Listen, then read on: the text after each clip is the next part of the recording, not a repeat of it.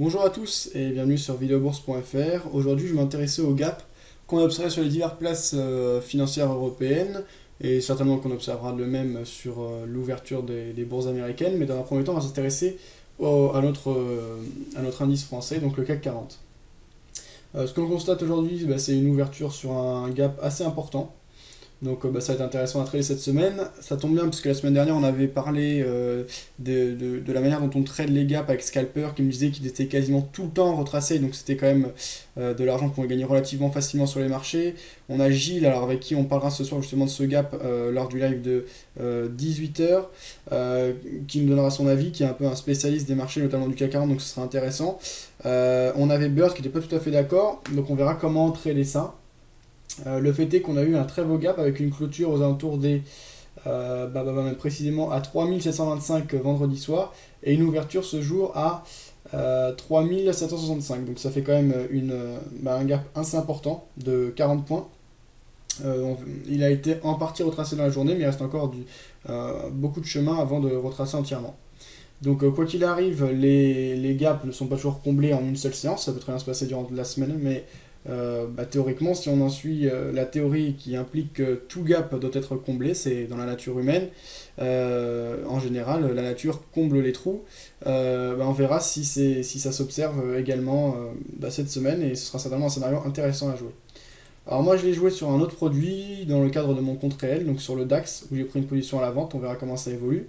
Mais comme on s'intéresse précisément au CAC 40, on va étudier. Donc ici j'ai mon futur CAC sur ma plateforme ActiveTrade. Donc le gap ici en 15 minutes est évident. Moi la manière dont je l'ai tradé sur le DAX, ce sera à peu près la même que je conseille sur le CAC 40. C'est que je vais position au cours actuel environ. Je me suis protégé, donc pourquoi au cours actuel? Parce que ce matin on a quand même une certaine force acheteuse, on a franchi les précédents plus hauts, finalement on s'est retourné, j'en ai donc profité pour prendre une position à la vente puisque j'ai vu que le mouvement haussier commençait à manquer de force.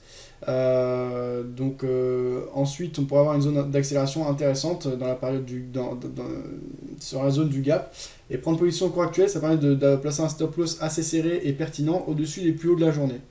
Donc certainement que ça va pas mal bouger à l'ouverture de Wall Street. J'ai pris le risque de prendre position avant ce dernier. On n'aura pas de nouvelles majeures importantes dans l'après-midi. Donc on verra comment ça évolue. Moi, je vais laisser la position courir. Donc moi précisément sur le DAX, voilà, j'ai parié sur un ralliement des cours de clôture de vendredi. Sur le CAC 40, un objectif pertinent. Vendredi dernier, au niveau du futur, on avait terminé à 3719. Mais je pense qu'au niveau de l'étude des gaps et pour fixer ces objectifs, il faut mieux prendre les cours de clôture du CAC réel et non pas des futurs. Un autre objectif intéressant et pertinent pourrait être les plus hauts.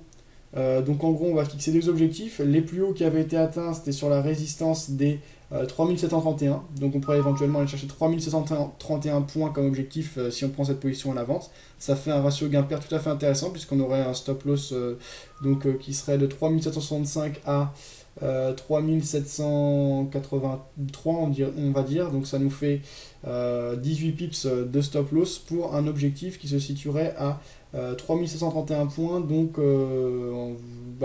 34 points, donc ça respecte un ratio de 2 pour 1 environ, donc un objectif 2 fois plus grand que le stop loss.